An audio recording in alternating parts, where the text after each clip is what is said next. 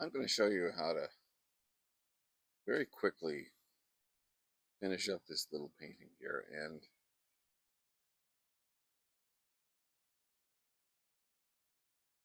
like most paintings in oil, we start them with what we call foundation colors. That's where we just kind of plop it down and just kind of generically fill in, the road map, I like to call it, where we intend the painting to go. And then you can leave it to dry for a few days, or you can come back to it a week later.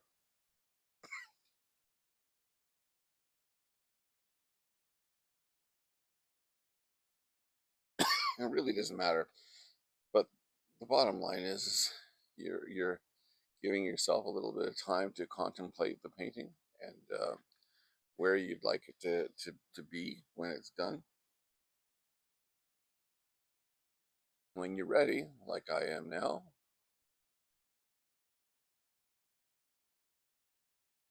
we mix up our paint, and I'm mixing up some titanium white with azo yellow and a little bit of yellow ochre.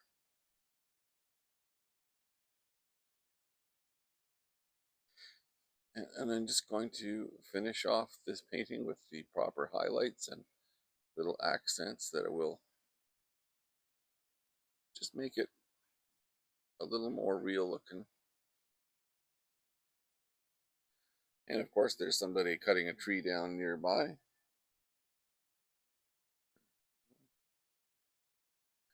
And we can hear that going on. And with any luck, we'll have my air conditioning unit behind me. Will kick in.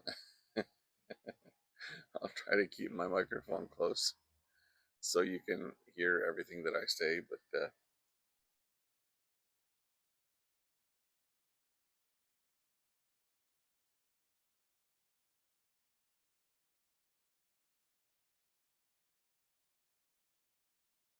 it's always funny to me when I set up to do a demonstration online. You have all of your circumstances perfectly set up, and then the local airport starts flying airplanes over your house. And there's just no getting around it. So you just got to go, and it's just like painting is anyway. You just gotta go when the opportunity lands in front of you, and make it happen. And I'm just basically detailing the chunks of bark that are on this tree, these two trees here.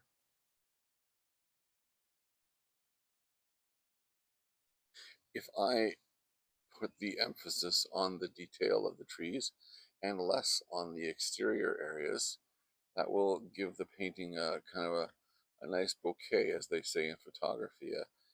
The blurry foreground the blurry background and the sharp foreground.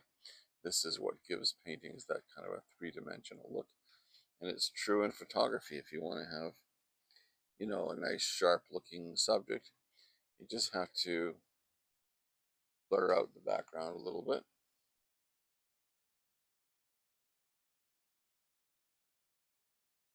and put a little more detail into the foreground, and it works very nicely.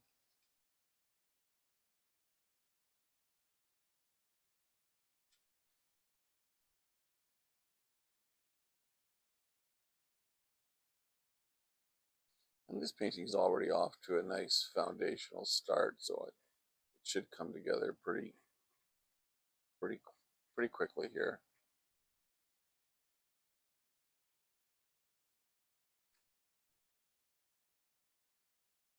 I have a beautiful little area here in my backyard.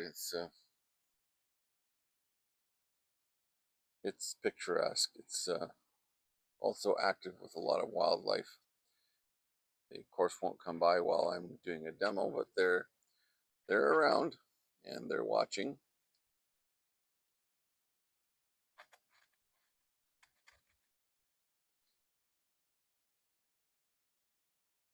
Waiting for the little snacks that I put out for them.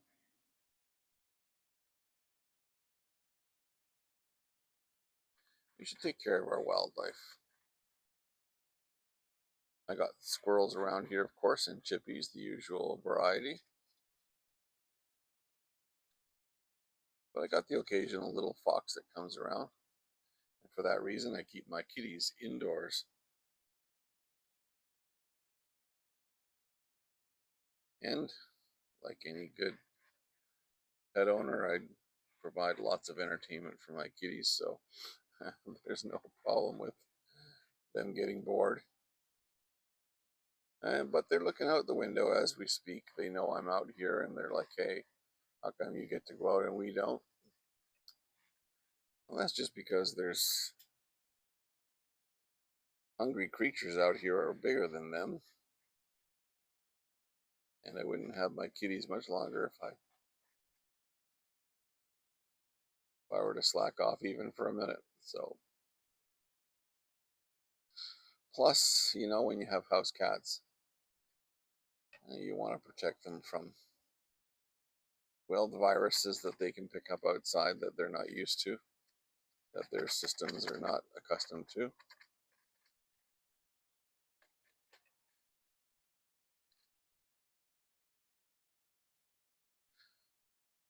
And vet bills are through the roof.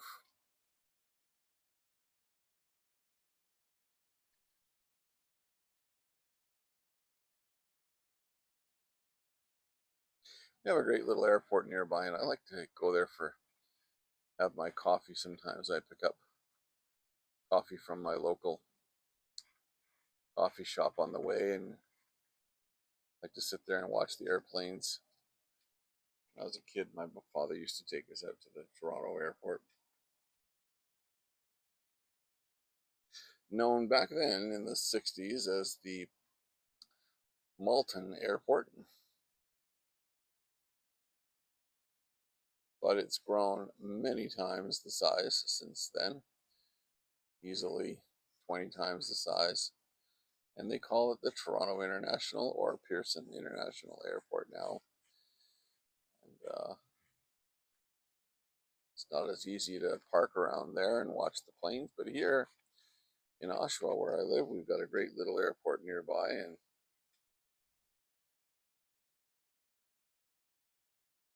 what great fun that is to watch the vintage aircraft as well as the little Tudor planes that train the future pilots.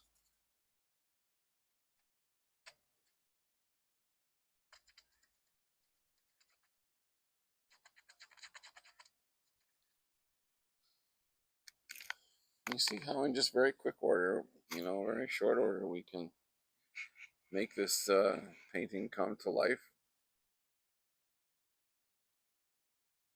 And take on a really nice sort of a three-dimensional kind of a look.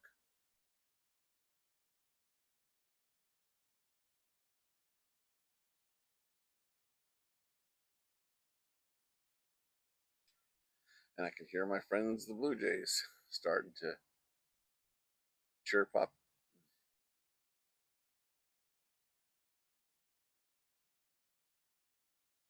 They have a squawk about them. They're just not very nice birds.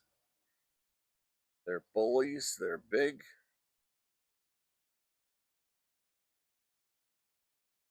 And when they fly across, boy, you know it because the flap of their wings is, well, they're big birds. They don't look like it when they're just perched on a ledge somewhere, but when they open their wings up and fly, they've got a pretty substantial presence.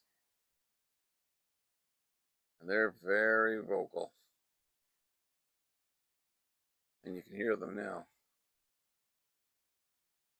They're aware of me, you see, and now that they hear my voice, they're talking to each other. They're saying, "Hey, let's go see what the artist is doing." see that? And we added the leaves now, just falling nicely. And as I said, this painting won't take very long. It's just going to be a quick little finish.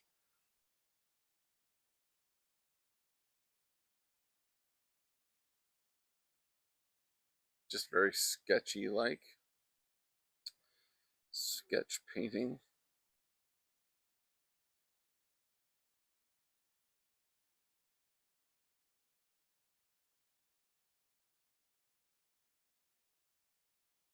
And then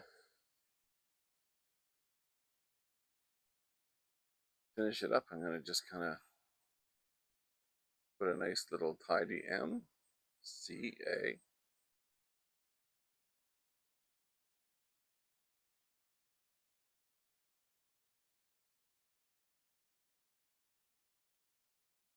Two F's and two E's, and that spells McAfee, and that's who you're watching here today. And I just want to thank you for taking time and hanging out with me here for this quick little finish off of this beautiful little autumn oil painting of some big old trees in the forest and the leaves falling. And well, it's beginning of October. It's October 1, 2024, and we're just getting into our autumn season here in Ontario, Canada, and it's going to be beautiful. So there'll be more paintings, and I hope you'll join me, and I hope you'll subscribe so you can catch the notifications. I hope you'll like so that YouTube knows you're watching and will encourage others to watch. And I hope you'll share so that your friends can join you as well. So thanks for hanging out, folks. We'll catch you next time right here on The Robert Painter on YouTube.